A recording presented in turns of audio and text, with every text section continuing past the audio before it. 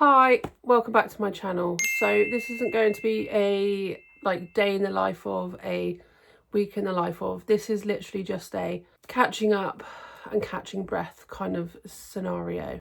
I haven't posted in over 2 months, so I thought it was about time that maybe we had a bit of a catch up, see where we are, and just to let you guys know that I'm okay. In so many words, okay in a sense of I'm alive, I'm here talking to you guys, and that's enough for me at the moment. So first off, on a more positive note, let's talk about the hair. I mean, we listen, but we don't judge. Yes, it's fried. As you can see, I have little wispy bits, but for me, it's completely worth it to have one of my ultimate favourite hair colours back. And that is a lilac grey kind of vibe, but essentially it's as close to blonde as I'm going to get. And I'm happy with that. It's one of my favourite colours. I used to have it. I'll pop a picture somewhere here.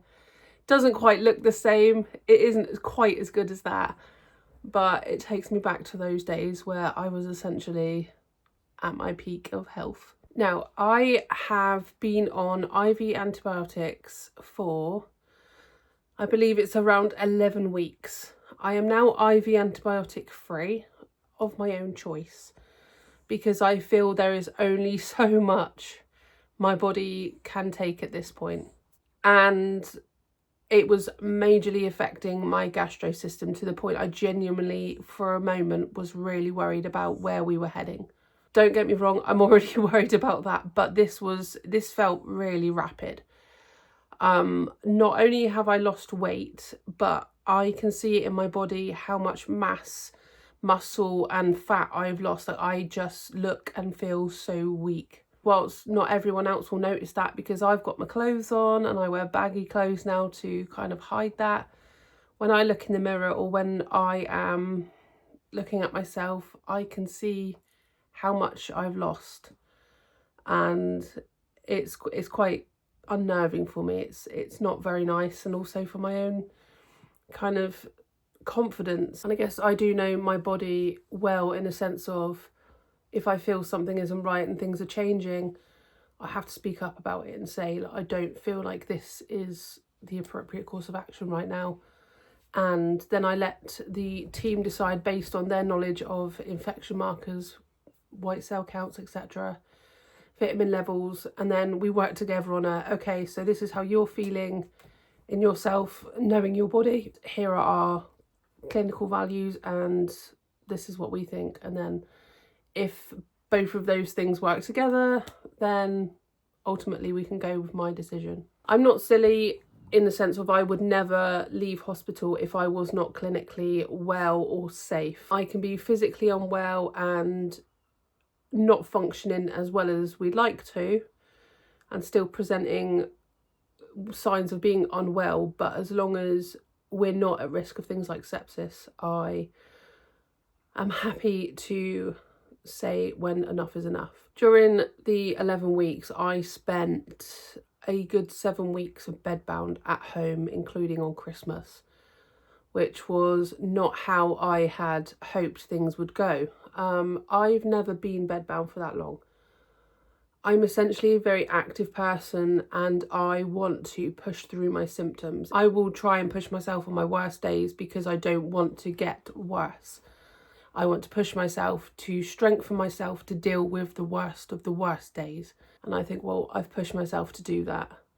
I can be proud of myself. Sometimes I push it a bit too far and end up making myself unwell, but I do learn from those times also.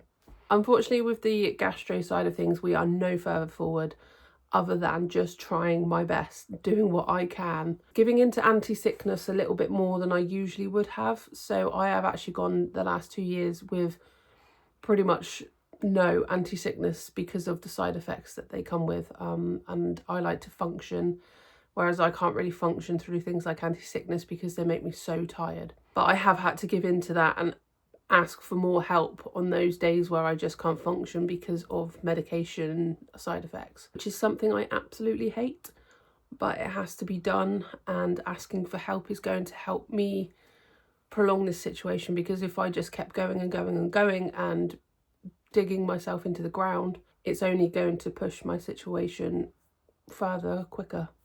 I am supposed to be on 2 litres of my feed essentially, and I tried it in hospital, and oh my gosh, that was one of the hardest things gastro wise. Like, trying to fit 2 litres of feed in, as well as try and nibble here and there to make sure you're keeping your stomach active, as well as a litre of clean prep a day. Oh my god, my body was like, my stomach was so distended and sore, and I did have to scale it back, whether that be the amount of nutrition my body needs.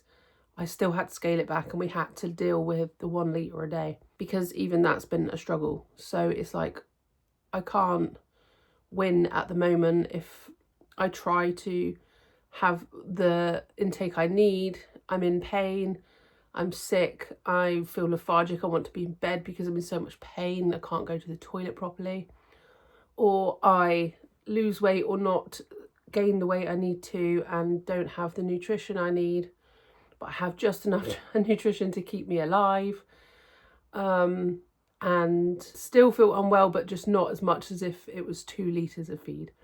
It's really difficult to strike the balance at the moment. During my stay in hospital, which was 5 weeks long, from the start to the end of January, I had 3 different courses of IV antibiotics. The first lot wasn't doing enough, so we changed, and then we changed again, and it's certainly not brought me to my optimum level, unless this is my new optimum level. I'm not sure.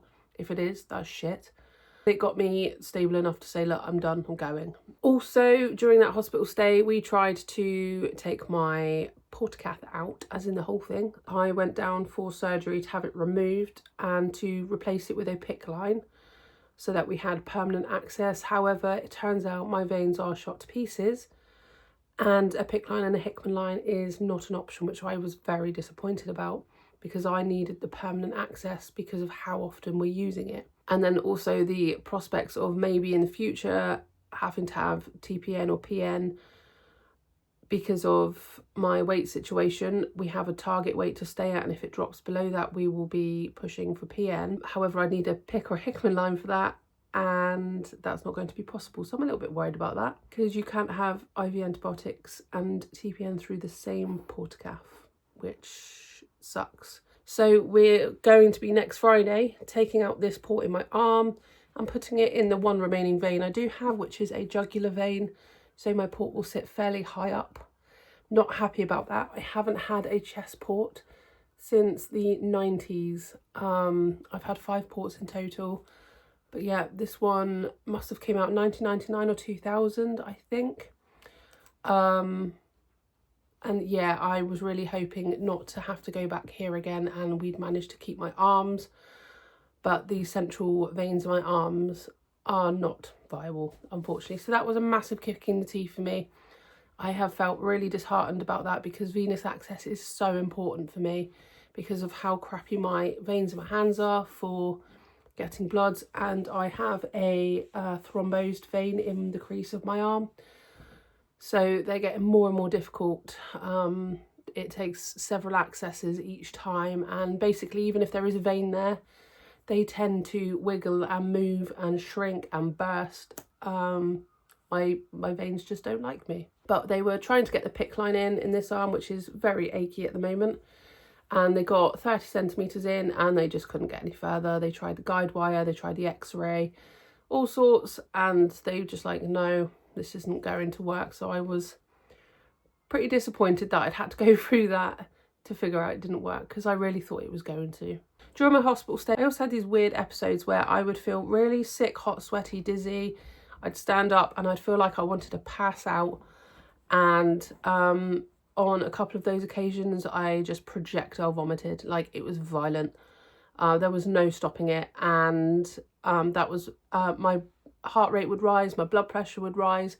I'd feel really like gone in my head. I was like, something doesn't feel right. It was very foreboding feelings in my head. And then after a few hours that would pass. I am an anxious person, especially more recently. However, I didn't feel like that was an anxiety situation.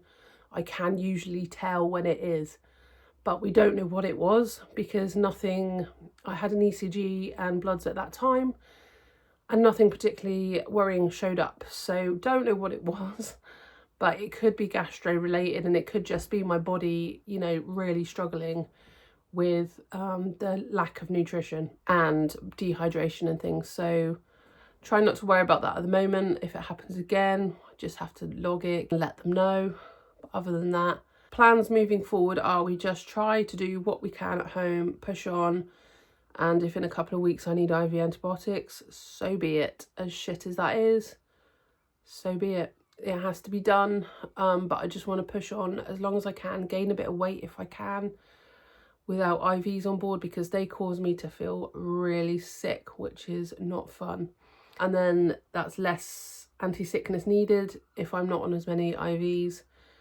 So I'm hoping I can just strengthen myself a little bit at home to stay home a little bit longer and then go for the IV antibiotics. My sputum, unfortunately, isn't different in colour. It should, after that amount of IVs, be a nice clear colour, but it's not. It's a yuck thick green colour still. That's very disappointing for me. And my lung functions are not great. I am down at 36%. That's actually good for me at the moment. It's definitely been worse than that. So yeah, not the positive things that I wanted to say. I think the only positive is that I'm home. I've had something nice to eat. I didn't throw it up, which is great. And it's just about, at the moment, trying to eat, keep things down, do enough feed to sustain my nutrition enough to just either stay a good stable weight or maintain some weight. Because unfortunately, I will just lose it at some point. It will just drop off. I can lose up to 4 or 5 kilograms within a couple of days at times, depending on how unwell I am. So I just need to have that 4 or 5 kilograms on me to be able to lose, because if I lost it from the lower end of the weight I am, that is TPN territory. So that will be when everyone else's theories of, oh, we shouldn't be doing this right now, we need to hold off on that. There will be no more holding off. It will be a kind of an emergency situation because I'm already at a very low weight. So I'm hoping I can do some day in the life of, I'm hoping I can do a week in the life of, whatever is easiest for me at the time. Sometimes I can wake up and feel like I don't want to do jack shit. And other times I think, oh, I can manage to do something today. So it will really be based on how I'm feeling day by day, what medication I've had to take, if I've had to take painkillers, because they can knock me out sometimes. It's just a day by day situation at the moment, but I thought I would just do a little sit down chat video to update people on how life is going, because I have also gained some more subscribers, so thank you very much for that. I have done no videos and gained subscribers, so that is great for me. That was the 5 weeks in hospital. Not fun at all, and I think I slept through at least the first 3 weeks. But thank you for watching. I really appreciate it, and I hope to get you some more content soon. I hope everyone's had a lovely Christmas, a lovely New Year, and let's hope for some more positive videos coming my way soon, because God knows my brain needs it. Bye!